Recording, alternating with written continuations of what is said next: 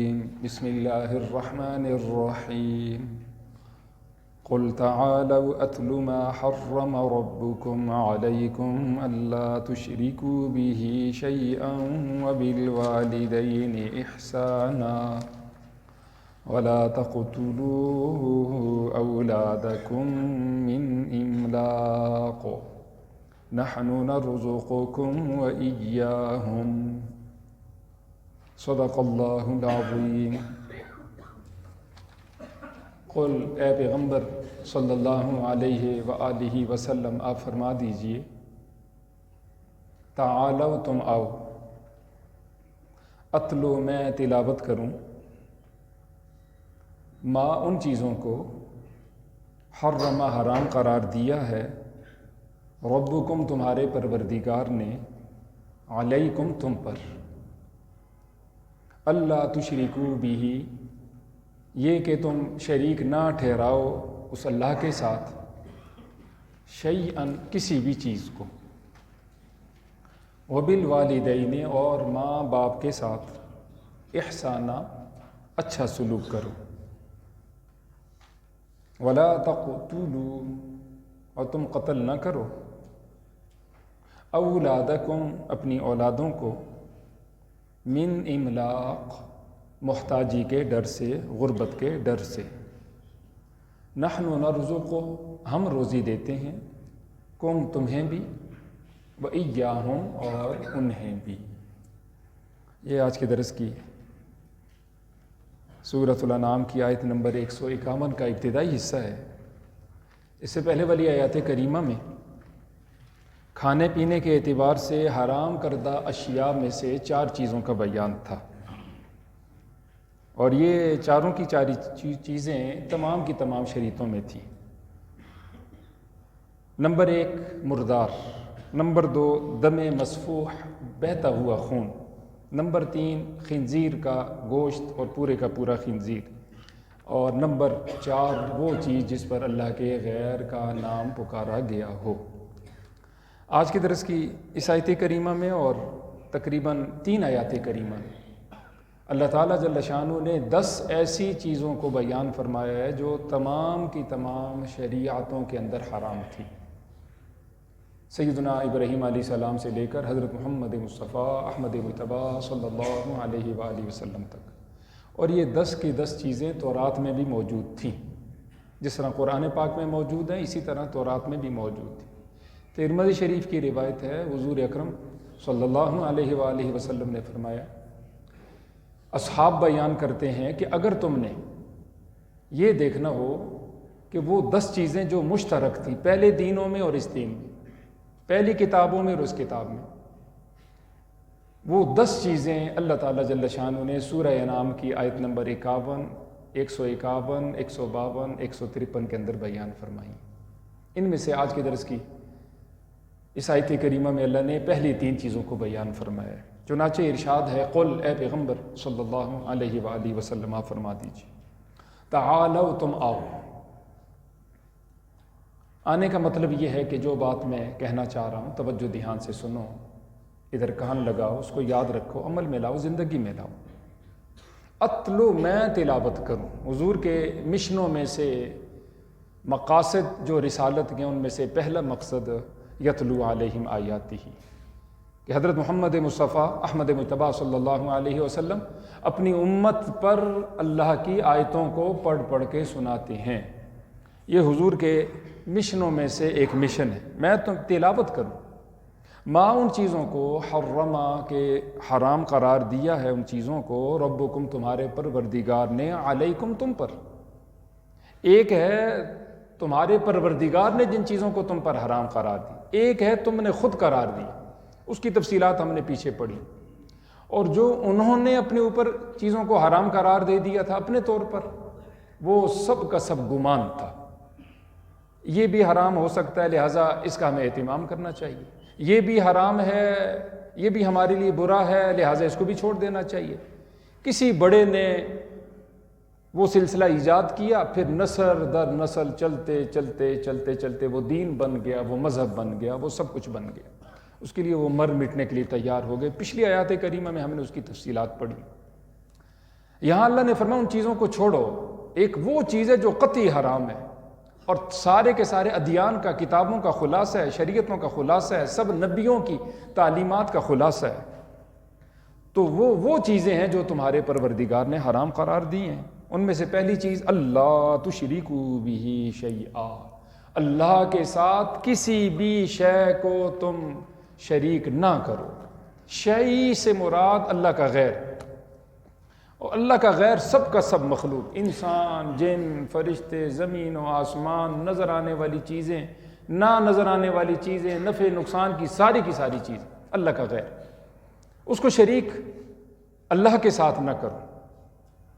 توحید کی بڑی 3 قسمیں، توحید فی الذات، توحید فی الصفات، اور توحید فی العبادت، اور چوتھی بھی اگر کہہ دیں تو توحید فی التصرف۔ اللہ اپنی ذات کے اعتبار سے اکیلا ہے، جیسا ذات کے اعتبار سے اکیلا ہے صفتوں کے اعتبار سے بھی اکیلا ہے، جیسے صفتوں کے اعتبار سے اکیلا ہے اسی طرح وہ عبادت کے اعتبار سے بھی اکیلا ہے، اور چوتھی چیز وہ تصرف میں بھی اکیلا ہے، جو اس کا اختیار ہے اس کے اختیار میں کوئی دوسرا شریک نہیں، کہ وہ مختار کل ہو، ما کان اور ما یکون کا اس کے پاس علم ہو۔ فرمایا نہیں۔ شرک کی بڑی 4 قسمیں بن جائیں گی، شرک فی الذات، شرک فی الصفات، شرک فی العبادات، اور شرک فی التصرف۔ ذات کے اعتبار سے اللہ کا کسی کو شریک کر دینا، صفتوں کے اعتبار سے جو اللہ کی صفتیں مخصوص ہیں ان صفتوں میں کسی کو شریک کر دینا، یا اللہ کی عبادت میں کسی کو شریک کر دینا، اور چوتھا یہ کہ تصرف میں کسی کو اختیارات میں شریک، وہ بھی کرتا ہے اور یہ بھی کرتا ہے، وہ بھی کرتا ہے فلاں فرشتہ بھی کرتا ہے، وہ بھی کرتا ہے بعین، اسی طرح فلاں کے پاس بھی اختیار ہے، وہ بھی فلاں سلسلوں کا مالک ہے۔ یہ 4 قسم کا بڑا شرک ہے۔ شرک ایسا ظلم ہے، ان الشرک لظلم عظیم، کہ جو سب سے بڑا ظلم ہے، اس سے اوپر کوئی شے نہیں، اور یہ ایسا قصور ہے، اللہ تعالیٰ جل شانہ فرماتے ہیں بڑے قصوروار، جن نے ساری زندگی گویا کہ آنکھ کے جھپکنے کے برابر کوئی نیکی نہ کی، اور ہو وہ موحد توحیدی ہو، اس کی بخشش ہو جائے گی۔ لیکن اگر وہ مشرک ہے، قرآن یہ کہتا ہے انہ من یشرک باللہ فقد حرم اللہ علیہ الجنۃ ومأواہ النار، جو مشرک ہوگا اس پر اللہ نے جنت کو حرام فرما دیا، اس کا پکا ٹھکانہ جہنم۔ اور 2 دفعہ سورہ نساء میں ہم نے آیت کریمہ تکرار کے ساتھ پڑھی ہے کچھ وقفے سے، کہ ان اللہ لا یغفر ان یشرک بہ ویغفر ما دون ذلک لمن یشاء، اللہ مشرک کی بخشش نہیں کرتا، اس کے علاوہ اللہ جس کو چاہے گا بخش، اس کی مرضی کی بات ہے۔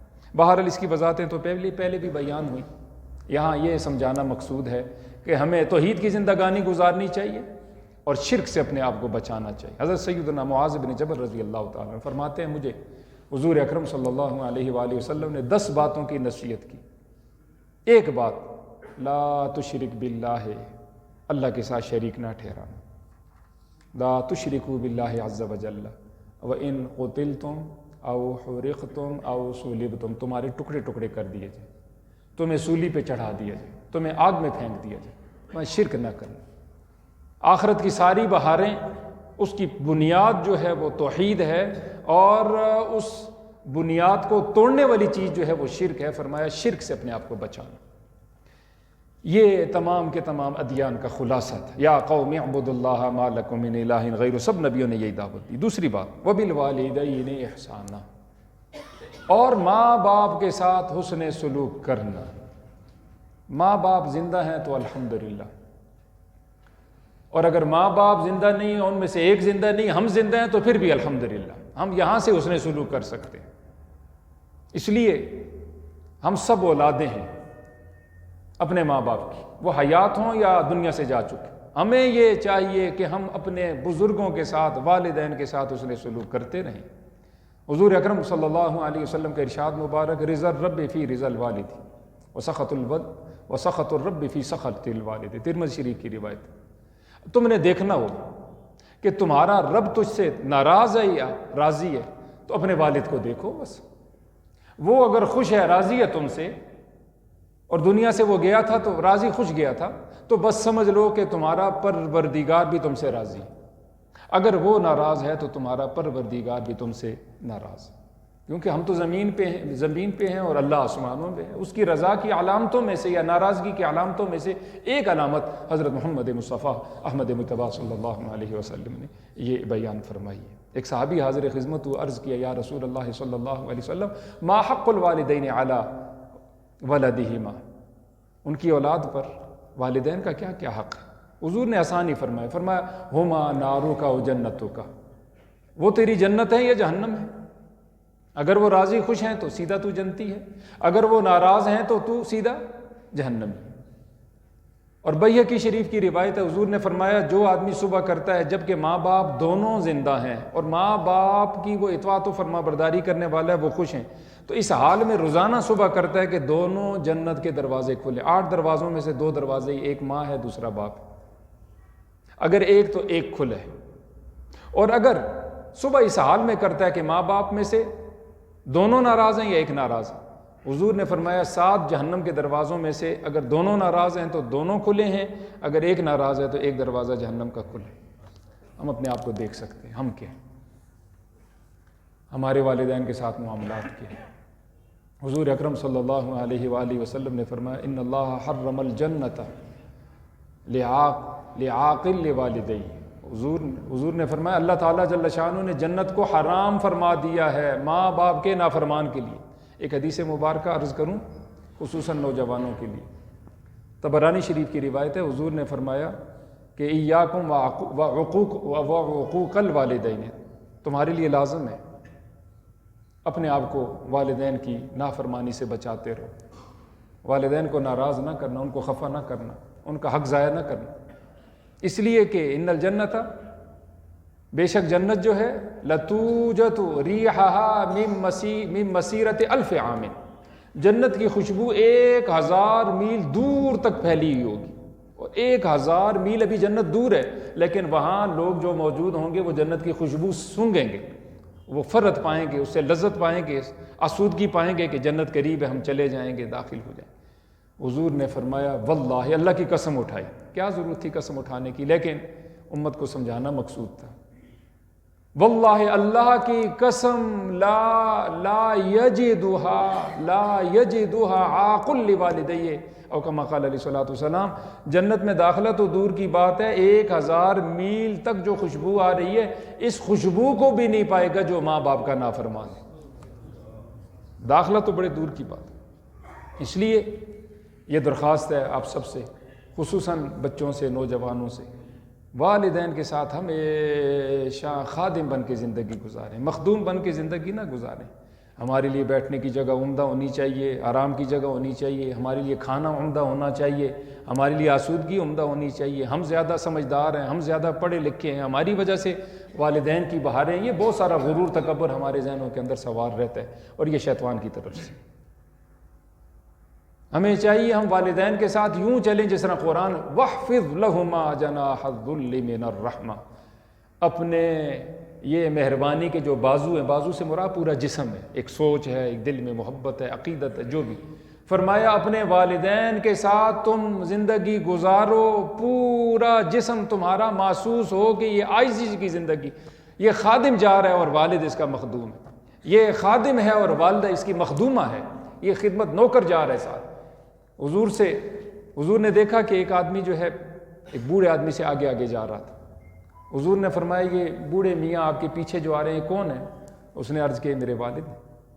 کہا یہ والد کا حق یہ ہے کہ اس کے پیچھے چلو، والد کا حق یہ ہے والد سے پیچھے چلو، اور بات میں اس سے پہلے بات نہ کرو، آواز میں اس کی آواز سے اونچی آواز نہ کرو، اور ہمیشہ خادم بن کے اس کے ساتھ زندگی گزار۔ عرض کرنے کا مقصد یہ چند روایات اس لیے عرض کی ہیں، خود سمجھنا، اپنی اولادوں کو سمجھانا ضروری ہے۔ اگر ماں باپ میں سے کوئی ایک یا دونوں فوت ہو گئے اور ہم الحمدللہ موجود ہیں تو پھر بھی الحمدللہ، حضور سے پوچھا گیا یا رسول اللہ صلی اللہ علیہ وآلہ وسلم کہ اگر ماں باپ میں سے